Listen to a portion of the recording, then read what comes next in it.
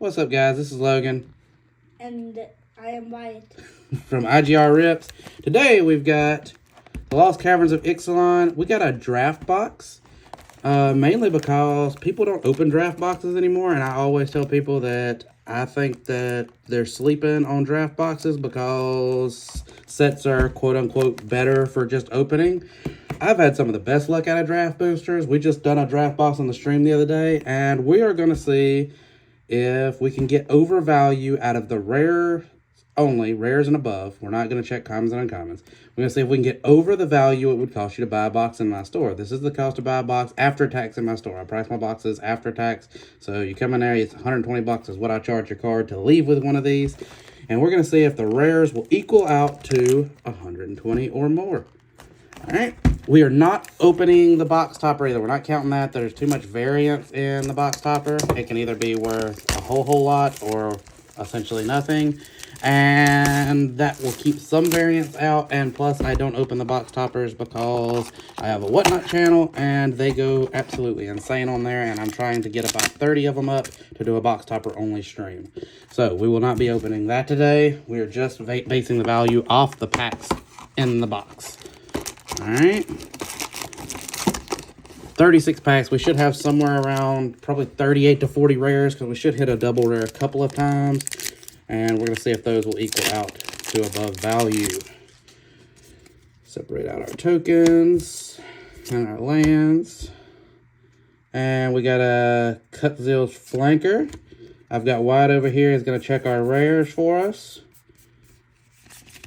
After I open the packs, I'm going to set them off screen for him to go take over there and check and keep a list going for us. Yeah, I don't think that one's worth anything, but it goes towards the list. 48 cents. 48. Extended. Well, that one's not extended. That's the fun thing about the scan app. You got to fix it sometimes. We got a Full Art Swamp. We got a Kite Sail Lysernest. And the rest are common, uncommon. There you go. No, keep them over there so I don't mix them in. And I'll set the rares right here for you. So far, Kite Sail Lysernest, I think, is worth $1 or $2, I think. It was. The values change constantly, so who knows. We got the package. Ooh, we got a Hulking Raptor. That's not a bad hit. That's not bad. Make sure there's nothing else interesting in there. $1.26 for the non-dot. Here's your piece list. Make sure you keep your list going too, so that way we got a total at the end. Yeah, I accidentally deleted the blank ticket, and then I brought it back. That's fine. Malcolm, Alluring Scoundrel. That one I'm not sure about. Since if I don't know it, it's probably not worth much because this set has been popular. A lot of it's been opened, and we've had a lot of trade-ins at the store, so I've looked at a lot of these prices. Bringer of the Last Gift. I know that one's cheap because even the showcase pretty one is not worth much.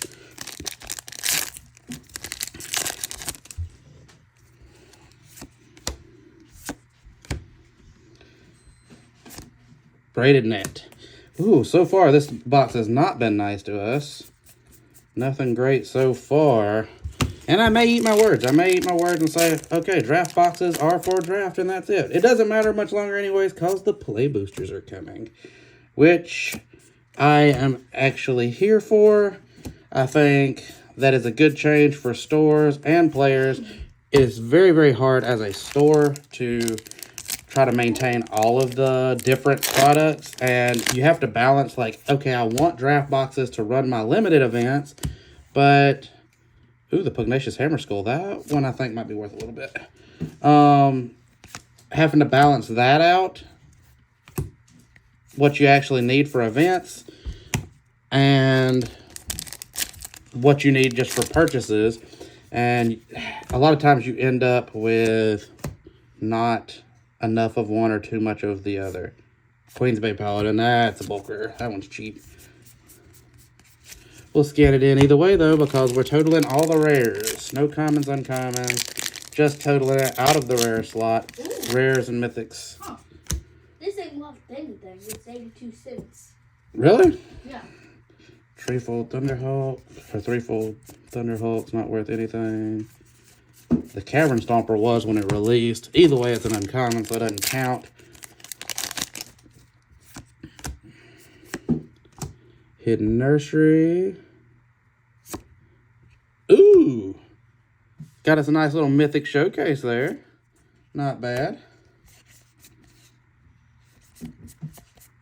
Bunch of good cards. I can't help myself, even though I know we're only pulling for the rares. I've got to glance through and see what else we got. It's just... Ooh. Magmatic Galleon. What?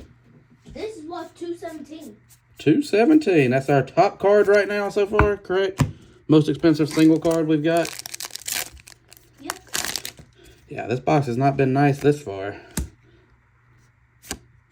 Malcolm, Luring Scoundrel in the showcase. I'm going as fast. You're good. Ooh. Almost lost light there for a second. My little streamer light. Up. Hold on a second. I'm trying to fix that. There we go. There's a cord underneath my table and I bump it from time to time. Sorry about that, guys. Intrepid Paleontologist. I think that one was worth a little bit.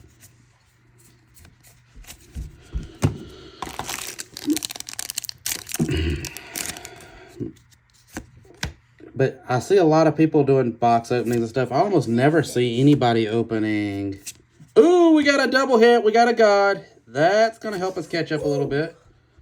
We got the black one. He's not super high, but he's worth a little bit. But yeah, I see plenty of people doing box openings for collector boxes, set boxes, and I never see anybody opening draft boxes. Trumpeting Carnosaur. I know that one's worth a buck or two. And I know that even Wizards of the Coast says draft boosters are for playing, set boosters are for opening, and sure. But I like opening draft boosters when I'm getting stock from my store because I get more cards for less money, even if they're not always the high value ones. People need bulk. I mean, there's people putting those in standard decks. There's a lot of these that are going in standard decks right now that aren't big hitter cards, and I need them for my store anyways.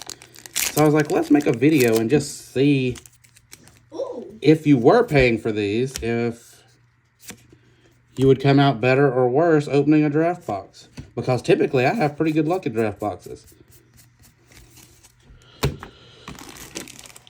We really need a couple more decent hits to bring us home right now. We're still pretty far behind. What's our total right now, Wyatt?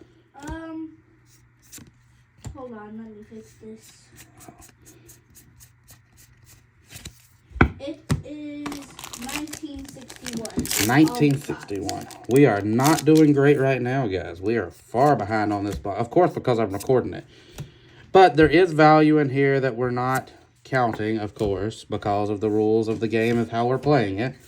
All these common uncommons are worth a little bit. All the full art lands you've seen me pull are worth $1 or $2 a piece out of this set. So there is other value, especially for somebody like me that's got a store where I've got an outlet to move this stuff. I figure the rares are more of a feasible. Ooh, that's a good one. We got Gishath. That's a pretty good one. Sun's Avatar. But what I was saying is, for somebody like me, I think draft boxes make more sense. Well, they make a lot more sense on the common uncommon side.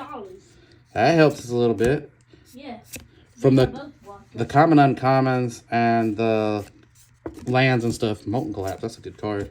That's even made into a few modern decks. I just have an outlet to move it. So even if I lose on the rares, I probably don't lose in reality. Because I just have the outlet. Yeah. Adam Pakal, 1000th Moon. Because even these 10-cent cards and stuff, people come in my shop looking for them. I want to fill at least a 5-row with every standard set that comes out. So when people need cards for decks, I've got them in stock and I don't have to, they don't have to order them. I like keeping as much of the business local as I can. Of course, I do sell on TCG Player. If you're ever interested, you can find us on TCG Player. We are Infinite Gaming NC on TCG Player. You can also find us on Facebook at Infinite Gaming Respawn. Ooh, we got an Enigma Jewel. I think that one went down, though. I don't think it's much anymore. It's a good card, but I think it went down a lot.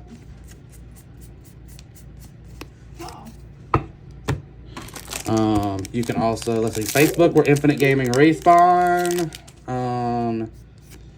You can find us online at www.infinitegamingrespawn.com. Squirming Emergence. And if you happen to be in North Carolina, you can come check us out in Sanford. Sanford, North Carolina, we're at 1365 Greenwood Road. Go ahead and get my spill out early. Uh-oh. We lost light. Fix that for me, please, Bug. It's in. It's in. All right, there we go. Sorry, but my light. Technical difficulties. Bulo Ancestral Echo. That's Yep. what that much of the thing? Nope, I don't think so either. We need one more. What's our total at right now, Wyatt? 38.40. 38.40. We need a Cavern of Souls or a White God or something. Preacher of the Schism's not getting us there. Only rare in that pack. To bring us home on rare value.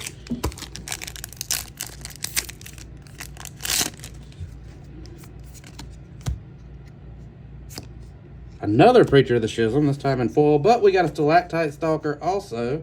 Double rare hit.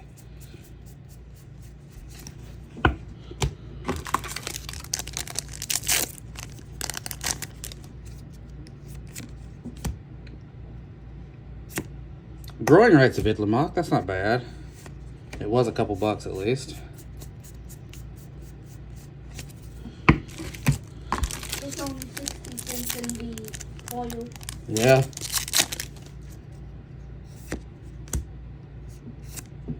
Ooh, the Ancient One. That's a pretty decent hit, I think. And see all these little showcases and stuff like that. That's why I like, once I've got about a 5-row full of bulk for the store, I really don't open draft boxes much after that. Get Lost, that's worth about $5. I just opened one of those for myself last night. I think mine was foil. That one might be about $3.80 or something. Down to 4 packs. Let's see if we can hit something. Let's see if we can hit something good. Roaming Throne.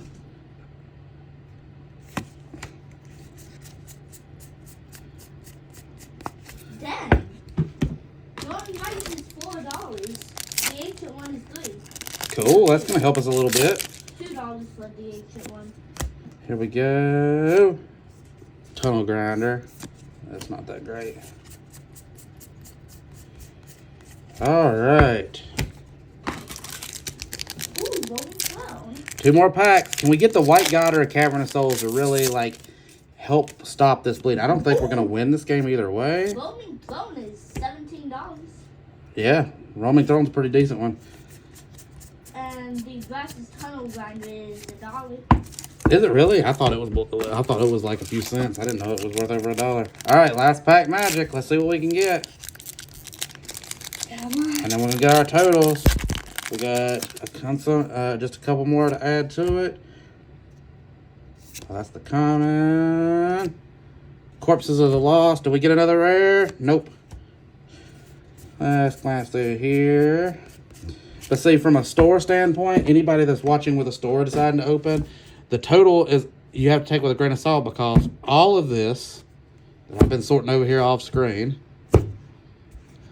is going to go for sale. All of these right now are running somewhere around $1 to $2 a piece on TCG Player. So that's some money I can move. And then we've got whatever the rares are, plus the box toppers. I stream on Whatnot, and if I run these on stream, people go insane because you got a chance of hitting the Chalice of the Void. I'm trying to get up to 30, but to do a stream of just box toppers. But typically, I'll make somewhere between $15 to $20 on a box topper on stream. So anybody with a store, that is something to take into effect. I'm structuring this video in a way to count it for more the retail side. That's why I've done the 120 cost. Also, you know, as a store, we get distribution. We don't pay quite that. That's retail price. So just caveating that for those of you that may own a store and are thinking, ooh, is it worth it to open draft boxes? For me, I like opening draft boxes up until I've got enough bulk for my store or close to enough bulk. Then maybe I'll transition to set. And I'll still do some set either way, but this is just a good way to get a bunch of cards really quick. All of that is what, 7063 in total. 7063 in total out of the rare slot. That's not bad. These in the penny sleeves are all the ones that are over $1. That's the ones that typically I try to list on TCG Player first. These will go to the store, and if I ever end up with an overstock, then I'll do like a purge and list a bunch of the cheaper ones on TCG Player. But typically for the start, they will go to the store just to make sure I've got a good stock of the stuff people are looking for. But, so what was Our it? highest was Roaming Throne. Our second highest was Gisath Sun's Avatar. Our second was the Gishath. All right, so those are our biggest hits. What was our biggest? The biggest hit was Roaming Throne, worth how much? 17 something. $17, and our total come out to 7063. 7063. So, as a retail customer, back to how we structure this. As a retail customer, you spend 120 to get basically 70 out. So that really comes down to a decision you've got to make as the player. Is it worth the extra $50 to get your stack of common uncommons? Are you a person that's going to use those common uncommons to, you know, do you like homebrewing commander decks? Are you kind of like me and build a whole bunch of decks for standard formats and Pioneer and Modern where you don't mind having a bunch of stuff around because then whenever you need a 12-cent card, you don't have to order it? If so, this, essentially having all this cost you essentially $50 is the way I look at it, because you got $70 worth of value out of your rare slot. All right, guys, that's another video. We'll do another opening next week. We might try a set box next week and just sort of see what the value difference is. As always, give us a like and a follow. It really helps us out. Subscribers, we thank you. That it helps us a lot if you'll just hit that subscribe button. And we'll keep making videos for you. Bye.